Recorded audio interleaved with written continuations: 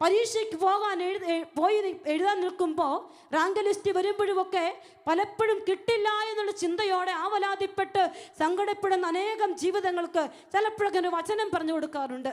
നിയമാവർത്തനം 28:10.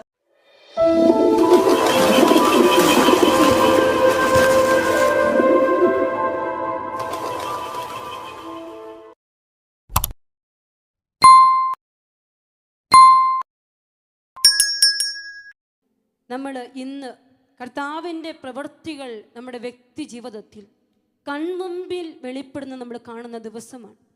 അപ്പോൾ വിശുദ്ധ ഗ്രന്ഥത്തിൽ കർത്താവിൻ്റെ അത്ഭുതങ്ങൾ ഒരുപാട് ദൈവം ഇറങ്ങി നിന്ന് ഒരു മനുഷ്യനെ പോലെ പ്രവർത്തിച്ച ഒരുപാട് അനുഭവങ്ങൾ വെളിപ്പെടുത്തിയിരിക്കുന്ന പുസ്തകമാണ് മക്കബായരുടെ പുസ്തകം.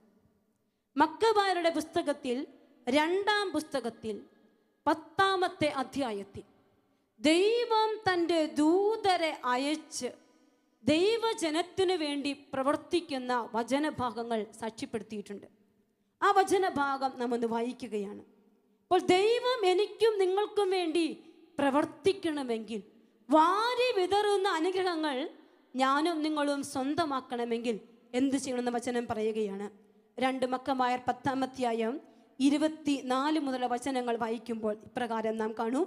യഹൂദർ മുൻപ് തോൽപ്പിച്ചോടിച്ച തിമോത്തയോസ് വലിയൊരു കൂലിപ്പടയെയും ഏഷ്യയിൽ നിന്ന് വലിയൊരു കുതിരപ്പടയും ശേഖരിച്ചു.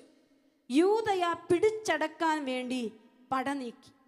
അപ്പോൾ മക്കബെയൂസും അനുയായികളും ശിരസിൽ പൂഴി വിതറി അരയിൽ ചാക്കു ചുറ്റി ദൈവത്തോട് യാചിച്ചു. ബലിപീഠത്തിൻ്റെ മുമ്പിലുള്ള സോപാനത്തിൽ സാഷ്ടാംഗം വീണ് നിയമങ്ങളിൽ പറഞ്ഞിരിക്കുന്നത് പോലെ തങ്ങളോട് ദയ കാണിക്കണമെന്നും തങ്ങളുടെ ശത്രുക്കൾക്ക് ശത്രുവും എതിരാളികൾക്ക് എതിരാളിയും ആയിരിക്കണമെന്നും അവർ അവിടുത്തോട് പ്രാർത്ഥിച്ചു. ശ്രദ്ധിക്കണം, ദൈവത്തിൻ്റെ പ്രവൃത്തി ഇല്ലാതെ ഈ യുദ്ധം ജയിക്കാൻ അവർക്ക് പറ്റില്ല. കാരണം തിമോത്തിയോസും കൂട്ടരും യഹൂദ ജനതയെ തോൽപ്പിച്ചോടിക്കാൻ തീരുമാനിച്ചിരിക്കുകയാണ്.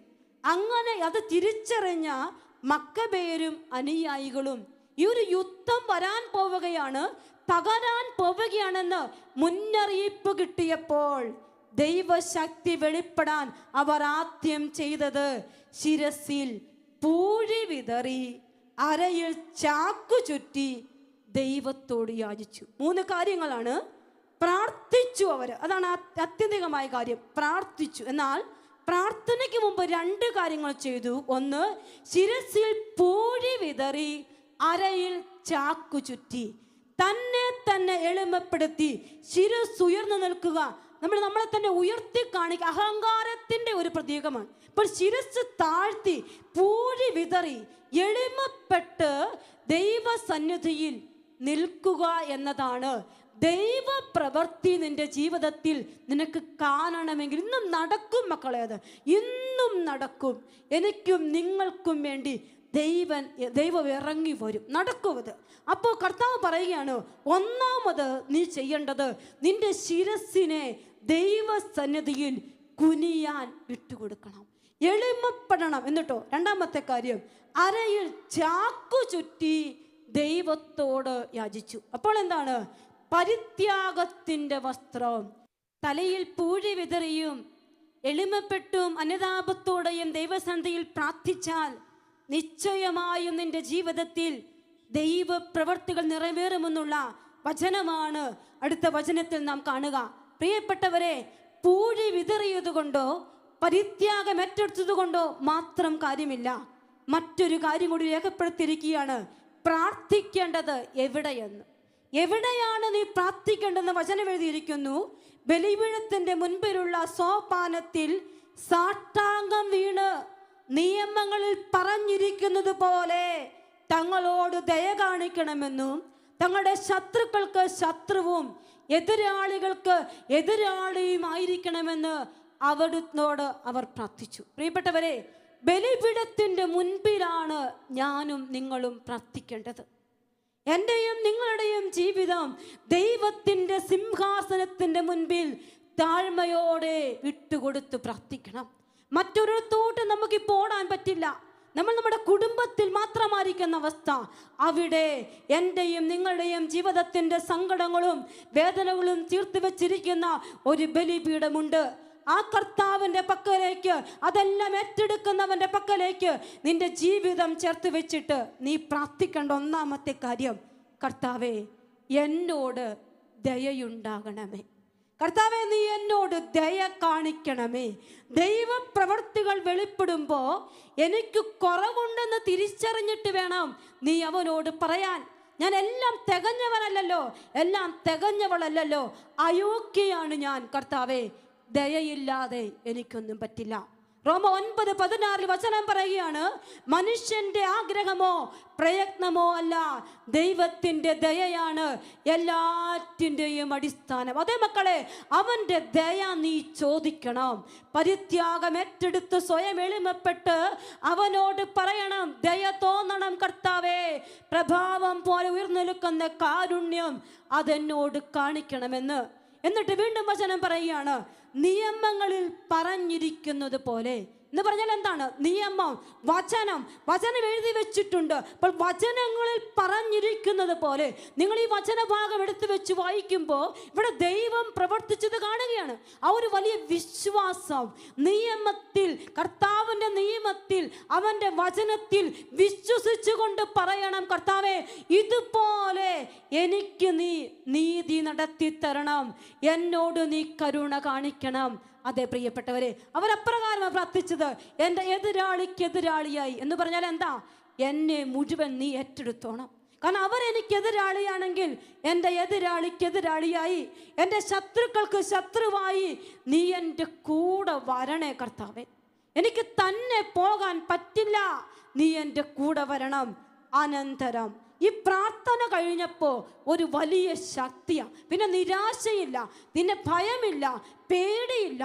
കർത്താവ് കൂടെ വരുമെന്നുള്ള ബോധ്യം അവർക്ക് കിട്ടി. അനന്തരം എഴുന്നേറ്റ് ആയുധങ്ങൾ ധരിച്ച് നഗരത്തിൽ നിന്ന് കുറേ ദൂരം മുന്നോട്ട് നീങ്ങി. ശത്രു സങ്കേതം സമീപിച്ചപ്പോൾ നിന്നു.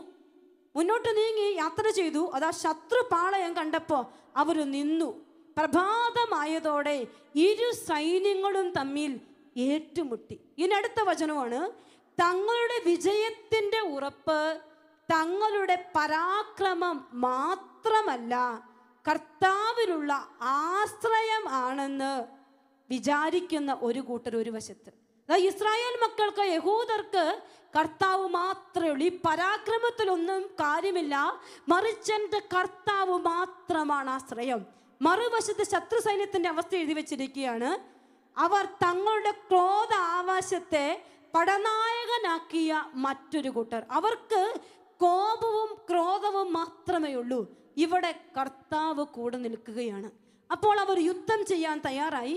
യുദ്ധം മുറുകിക്കൊണ്ടിരിക്കുകയാണ്. അപ്പോൾ യുദ്ധം മുറുകിയപ്പോൾ സ്വർണ്ണ കടിഞ്ഞാണിട്ട കുതിരകളുടെ പുറത്ത് തേജസ്വികളായ 5 പേർ ആകാശത്ത് നിന്ന് വരുന്നത് ശത്രുക്കൾ കണ്ടു. ശത്രു നോക്കി നിൽക്കുമ്പോൾ കാണുകയാണ്, സ്വർണ്ണ കണിയാനിട്ട കുതിരകളുടെ പുറത്ത് 5 പേർ ആകാശത്ത് നിന്ന്. എവിടെ നിന്ന്? എൻ്റെ സഹായം സ്വർഗത്തിൽ നിന്ന്. ആകാശവും ഭൂമി സൃഷ്ടിച്ച കർത്താവിൽ നിന്ന്. കർത്താവെ, ഞാൻ നിന്നെ വിളിച്ചപേക്ഷിക്കുന്നു, എനിക്ക് സഹായം എവിടെ നിന്ന് വരും?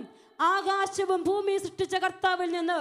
ദൈവമേ, നീയാണ് എൻ്റെ സഹായമെന്ന് പറഞ്ഞതുപോലെ ഇത് ആകാശത്ത് നിന്ന് വരികയാണ്, ഉന്നതങ്ങളിൽ നിന്ന് വരികയാണ് നമ്മുടെ സഹായം. എന്നിട്ടോ അവർ മക്കവേയുസിനെയും കൂട്ടർക്കും മുറിവേൽക്കാതിരിക്കാൻ ചുറ്റും നിന്ന് തങ്ങളുടെ പരിചകളും ആയുധങ്ങളും കൊണ്ട് അവരെ സംരക്ഷിച്ചു. ശത്രുവിൻ്റെ ഒരു പോറല് പോലും ഏൽക്കാതിരിക്കാൻ അവരെ പൊതിഞ്ഞു നിൽക്കുന്ന ദൈവത്തിൻ്റെ ദൂതരുടെ ഒരു കൂട്ടം, സ്വർഗത്തിൻ്റെ സഹായം ഭൂമിയിലേക്ക് ഇറങ്ങി വന്നത് മക്കബയരും കൂട്ടരും കണ്ടു. അവർ യുദ്ധം വിജയിച്ചുവെന്ന് വചനത്തിൽ എഴുതി വെച്ചിരിക്കുകയാണ്. ശത്രുവിൻ്റെ മേൽ അസ്ത്രങ്ങളും ഇടിവാളുകളും അയച്ച് അവരെ അന്താളിപ്പിച്ച് അന്ധതയിലാഴ്ത്തി ചിതറിക്കുകയും വധിക്കുകയും ചെയ്തു. യുദ്ധത്തിൽ വിജയം കൊടുത്തു. പ്രിയപ്പെട്ട മക്കളെ, ഇതുപോലെയുള്ള ദൈവ പ്രവർത്തികൾ ഈ നാളുകളിൽ നടന്നേ പറ്റൂ. ഞാനും നിങ്ങളും ജീവിക്കുന്ന ഈ കാലഘട്ടത്തിൽ സ്വർഗത്തിൻ്റെ സഹായം ഭൂമിയിലേക്ക് ഇറങ്ങി വന്നില്ലെങ്കിൽ ഇനി പഴയൊരവസ്ഥയിലേക്ക് നമുക്ക് തിരിച്ചു പോകാൻ പറ്റില്ല. കാരണം പല വിധത്തിൽ നമ്മൾ ഞെരുങ്ങി നിൽക്കുകയാണ്. സ്വർഗമല്ലാതെ ഒരു കൈപ്പിടിയില്ലെന്ന് പ്രിയപ്പെട്ട മക്കളെ നിങ്ങൾ മനസ്സിൽ ഉറപ്പിച്ചുകൊണ്ട് അവനെ വിളിച്ചു പറയണം, ദൈവമേ നീയാണ് എൻ്റെ സഹായം, നീ മാത്രമാണ് എൻ്റെ സഹായം, നിന്നിലേക്ക് ഞാൻ അർപ്പിക്കുകയാണ്. വ്യക്തി ജീവിതങ്ങൾ അനുതപിക്കാൻ തയ്യാറായാൽ കർത്താവിൻ്റെ ഇടപെടലുകൾ നിന്റെ ജീവിതത്തിൽ ഉണ്ടാകുമെന്ന് വചനം പറഞ്ഞു വെക്കുകയാണ്. ഇനി മക്കമാരുടെ ഈ ഒരു വിജയം കണ്ടപ്പോൾ ലിസിയാസ് എന്ന് പറയുന്ന അന്ത്യോക്കസ് യുപ്പാത്തോറിൻ്റെ സൈന്യാധിപന് വലിയ അരിശം തോന്നി ഇവരോട്. കാരണം ഇവരെ 5 പേര് വന്ന് സംരക്ഷിച്ച് യുദ്ധത്തിൽ വിജയിപ്പിച്ചു. അപ്പോൾ ഇദ്ദേഹത്തിന് തോന്നി ഇത് ശരിയല്ലല്ലോ, ഇവരെ ഇങ്ങനെ വിട്ടാൽ ശരിയാകില്ല. ഇവരോട് യുദ്ധം ചെയ്യാൻ തയ്യാറായിക്കൊണ്ട് അദ്ദേഹം യുദ്ധസ്ഥലത്തേക്ക് പോകാൻ തയ്യാറാവുകയാണ്. ഈ സംഭവങ്ങൾ 11-ാം അധ്യായം 1-ാമത്തെ വചനത്തിൽ നാം കാണും. ഈ സംഭവങ്ങൾ രാജാവിൻ്റെ രക്ഷകർത്താവും ചാർച്ചക്കാരനും ഭരണ ചുമതല വഹിച്ചിരുന്ന ലിസിയാസിനെ അമർഷം കൊള്ളിച്ചു.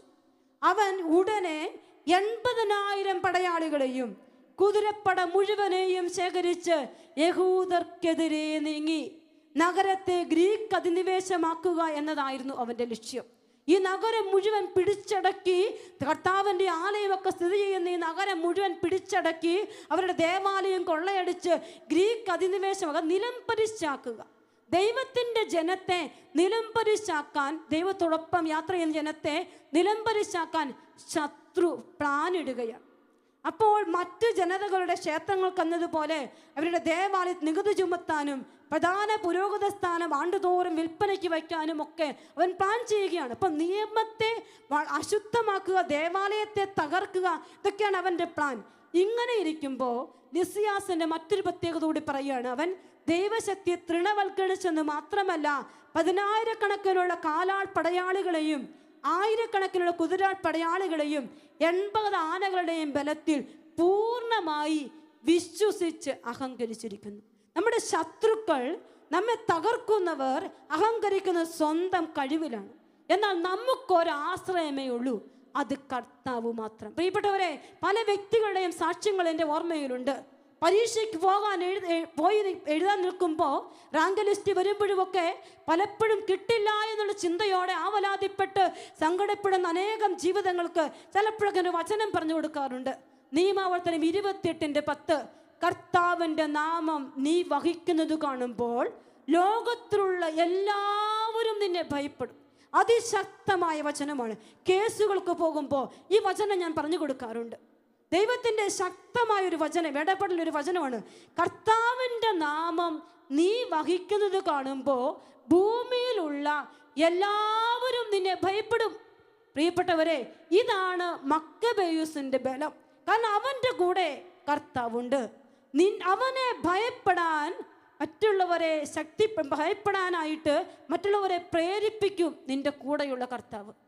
നമ്മുടെ ജീവിതത്തിൽ അതാണ്. ദൈവം കൂടെയുണ്ടെങ്കിൽ ശത്രു എന്നെ പേടിയോടെ നോക്കും.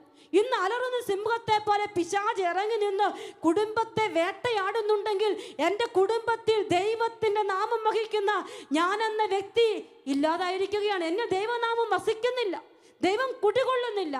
അതാണ് ഭയവും ഉത്കണ്ഠയും ആകുലതയും പ്രാർത്ഥനയില്ലായ്മയും മ്ലേച്ഛ പ്രവൃത്തികളും കൊണ്ട് പലപ്പോഴും ദൈവത്തെ ഞാൻ മാറ്റി നിർത്തിയിരിക്കുകയാണ്. പ്രിയപ്പെട്ട മക്കളെ, ദൈവം നമ്മോട് പറയുകയാണ്, നീ എൻ്റെ നാമം വഹിക്ക്, എന്നിൽ നീ ജീവിക്ക്, നിനക്ക് പരാജയമില്ല.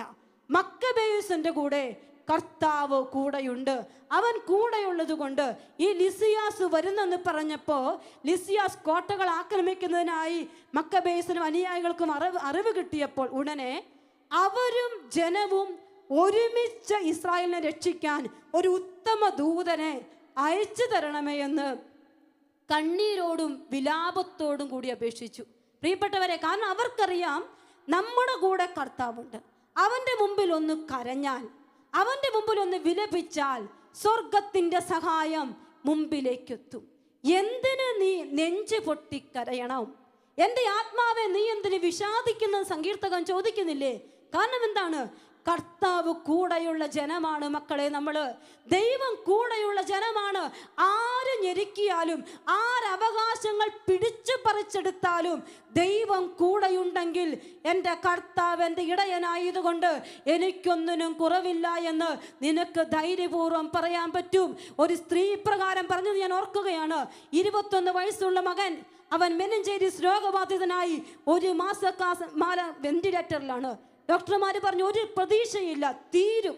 അതുകൊണ്ട് തീർച്ചയായിട്ടും വെന്റിലേറ്റർ മാറ്റി. എന്തിന്? 1 മാസമായി ലക്ഷങ്ങൾ ചെലവഴിച്ചുകൊണ്ടിരിക്കുന്നു. ഈ സ്ത്രീ കണ്ണുനീരോടും വിലാപത്തോടും അനുതാപത്തോടും കൂടി എൻ്റെ ദൈവം എൻ്റെ മകനെ തിരിച്ചു തരുമെന്ന് പറഞ്ഞു ഒരാഴ്ചക്കാലം ഉപവാസമെടുത്ത് ദൈവസന്നിധിയിൽ പ്രാർത്ഥിച്ചെങ്കിൽ പ്രിയപ്പെട്ടവരെ, ഇന്ന് ആ മകൻ പൂർണ്ണ വിശ്വാസത്തോടും പൂർണ്ണമായ സൗഖ്യത്തോടും കൂടി വീട്ടിലുണ്ടെന്ന് ആ ചേച്ചി സാക്ഷ്യപ്പെടുത്തുകയാണ്. പ്രിയപ്പെട്ട മക്കളെ, എൻ്റെയും നിങ്ങളുടെയും കൂടെ കർത്താവിൻ്റെ നാമം വഹിക്കുന്ന ഞാനും നിങ്ങളും ഒരുമിച്ച് കുടുംബത്തിൽ ഒരുമിച്ച് പ്രാർത്ഥിച്ച് ഈശോയുടെ കൂടെ യാത്ര ചെയ്യുമ്പോൾ അത്ഭുതങ്ങളാണ്. നീ വേറെ ആരെയും നോക്കണ്ട. നീ ഈ ഭൂമിയിൽ ജീവിക്കുമ്പോൾ ഈശോയുടെ കൂടെ ജീവിച്ചോണം, ഈശോടൊപ്പം നടന്നോണം. ഈശോ മറ്റെല്ലാവരേക്കാൾ അധികമായി നിന്നെ കരുതും. നിനക്ക് വേണ്ടി ഈശോ ഇടപെടുക തന്നെ ചെയ്യും. ഓസ്ട്രേലിയയിൽ നിന്ന് ലോട്ട്സി എന്ന് പറയുന്ന ഒരു പെൺകുട്ടി എനിക്ക് മെസ്സേജ് അയച്ചു. എൻ്റെ സിസ്റ്റർ ഇവിടെ വന്നിട്ട് 6 മാസമായി. 5, 2, 7 വയസ്സുള്ള പിള്ളേർ എനിക്കുണ്ട്. നോക്കണമെങ്കിൽ ഒരു ജോലി കിട്ടണം. അപ്ലൈ ചെയ്ത് ഞാൻ മടുത്തു. എനിക്ക് എന്ത് ചെയ്യണമെന്നറിയില്ല. ഞാൻ ആ പെൺകുട്ടിക്ക് ഒരു മെസ്സേജ് അയച്ചു. നിയമാവർത്തനം 28:10 കർത്താവിൻ്റെ നാമം നീ വഹിക്കുന്നത് കാണുമ്പോൾ ലോകത്തിലുള്ള എല്ലാവരും നിന്നെ ഭയപ്പെടും. ഇന്റർവ്യൂവിന് പോകും, റിജക്റ്റ് ആകും. ഇതാണ് അവളുടെ അവസ്ഥ. ഞാൻ ഈ മെസ്സേജ് അയച്ചു കൊടുത്തിട്ട് ഞാൻ പറഞ്ഞു 72 ദിവസം നീ ജപമാല ചൊല്ലി പ്രാർത്ഥിച്ചു, ദൈവം ഇടപെടുക തന്നെ ചെയ്യും. പ്രിയപ്പെട്ടവരെ, ഈ പെൺകുട്ടി എനിക്ക് 29ാമത്തെ ദിവസം എനിക്ക് അയച്ചിരിക്കുന്ന മെസ്സേജ് ഇപ്രകാരമാണ്. സിസ്റ്റർ, 72 ദിവസം പോലും പൂർത്തിയായില്ലല്ലോ. ദൈവം എനിക്ക് തന്ന ജോലിയിൽ PR ഉൾപ്പെടെയാണ് എനിക്ക് ജോലി തന്നിരിക്കുന്നത്. ഇറ്റ്സ് എ മിറക്കിൾ എന്നാണ് അവൾ പറഞ്ഞിരിക്കുക. പ്രിയപ്പെട്ടവരെ, ദൈവത്തിൻ്റെ കൂടെ നിങ്ങൾ യാത്ര ചെയ്താൽ അത്ഭുതങ്ങളാണ്, അടയാളങ്ങളാണ്. പക്ഷെ നീ തീരുമാനിക്കണം അവൻ്റെ കൂടെ യാത്ര ചെയ്യണോ, ആരുടെ കൂടെ യാത്ര ചെയ്യണമെന്ന്. ഈ മക്കബേയുസിനറിയാം 5 ദൂതരെ സ്വർഗ്ഗത്തിൽ നിന്ന് അയച്ചെങ്കിൽ ഈ ലിസിയാസ് വരുമ്പോഴും ദൂതനെ അയക്കാൻ എൻ്റെ ദൈവത്തിന് പറ്റും. അതുകൊണ്ട് അവനും കൂട്ടരും ഒരുമിച്ച് പ്രാർത്ഥിച്ചു, ഒരു ദൂതനെ ഇങ്ങോട്ടൊന്ന് അയച്ചേക്കണേ കർത്താവേ. അവർ ഒരുമിച്ച് പ്രാർത്ഥിച്ചെങ്കിൽ പ്രിയപ്പെട്ട മക്കളെ, ആദ്യം ആയുധമെടുത്തത് മക്കബേയുസ്. ധൈര്യം കിട്ടി, അവർ ആയുധമെടുത്ത് ഇറങ്ങുകയാണ്. സഹോദരന്മാരെ സഹായിക്കാൻ വേണ്ടി തന്നോടൊത്ത് ജീവൻ പണയം വെച്ച് പോരാടാൻ അവൻ മറ്റുള്ളവരെ പ്രോത്സാഹിപ്പിച്ചു. പിന്നെ ഒറ്റക്കെട്ടായി കുതിച്ചു പാഞ്ഞു. ജെറുസലേമിൽ നിന്ന് അകലുന്നതിന് മുമ്പ് ധവള വസ്ത്രധാരിയായ ഒരാശ്വാരൂഢൻ സ്വർണ്ണായുധങ്ങൾ ചുഴറ്റിക്കൊണ്ട് തങ്ങളുടെ മുമ്പേ നീങ്ങുന്നത് കണ്ടു. അതാ ദൈവം മുമ്പേ നീങ്ങുന്നത് മക്കബേസ് കണ്ടു. കർത്താവിൻ്റെ ദൂതനത അവരുടെ മുമ്പേ പോവുകയാണ്. ഭയമില്ല. കൃപാലുവായ ദൈവത്തെ ഏകസ്വരത്തിൽ സ്തുതിച്ചുകൊണ്ട് മനുഷ്യരെ മാത്രമല്ല ഘോര മൃഗങ്ങളെയും ഉരുക്കുകോട്ടകളെയും ആക്രമിക്കാൻ തക്ക മനോധൈര്യം അവർക്ക് ലഭിച്ചു. അവർ യുദ്ധം ചെയ്ത് അവരെ പരാജയപ്പെടുത്തിയെന്ന് വചനത്തിൽ സാക്ഷ്യപ്പെടുത്തിയിട്ടുണ്ട്. പ്രിയപ്പെട്ട ദൈവമക്കളെ, ഇന്ന് മുഴുവൻ ഞാൻ നിങ്ങളോട് പറഞ്ഞത് കൺമുൻപിലെ ദൈവത്തിൻ്റെ സഹായമാണ്. ഈ ഭൂമിയിൽ ജീവിക്കുമ്പോൾ കൺമുൻപിലെ ദൈവത്തിൻ്റെ സഹായം കിട്ടാൻ ആരൊക്കെ ആഗ്രഹിക്കുന്നുണ്ടോ, ഈ രാത്രി നിനക്ക് സഹായങ്ങൾ വാരി വിതറാൻ കർത്താവ് എഴുന്നള്ളുന്ന രാത്രിയാണെന്ന് മറന്നു പോകാതെ നിയമങ്ങളിൽ വചനങ്ങളിൽ പറഞ്ഞിരിക്കുന്ന ഹൃദയത്തിലെടുത്ത് വെച്ച് അപ്രാപ്യമായ പാറയിലേക്ക് സ്വർഗം എന്നെ കയറ്റുന്ന വിശ്വാസത്തോടെ എൻ്റെ പ്രിയപ്പെട്ട മക്കളെ, ഈ രാത്രി ഞാനും നിങ്ങളും പ്രാർത്ഥിക്കാൻ പോവുകയാണ്. കർത്താവ് നമ്മുടെ ജീവിതത്തിൽ ഇറങ്ങി വന്ന് നമ്മളെ ഏറ്റെടുക്കാൻ പോകുന്ന രാത്രിയാണിത്. ഓ കർത്താവേ, എനിക്ക് വേണ്ടി അവിടുന്ന് പ്രവർത്തിക്കണമേ. കർത്താവേ, എൻ്റെ കുടുംബത്തിൽ എൻ്റെ കൺമുമ്പിൽ ഈ രാത്രി അത്ഭുതങ്ങൾ ചൊരിയണം. വിശ്വസിക്കും മക്കളെ, വിശ്വസിച്ചാൽ അത്ഭുതങ്ങളാണ്. നൈറ്റ് വിഷൻ്റെ രാത്രികൾ അനേകം അത്ഭുതങ്ങളുടെ രാത്രിയാണെന്ന് ഞാൻ പറയാതെ നിങ്ങൾക്കറിയാം. അവൻ്റെ പക്കലേക്ക് കർത്തൃകരങ്ങളിലേക്ക് ജീവിതം സമർപ്പിച്ചുകൊണ്ട് നമുക്കൊന്ന് എഴുന്നേറ്റ് നിൽക്കാം.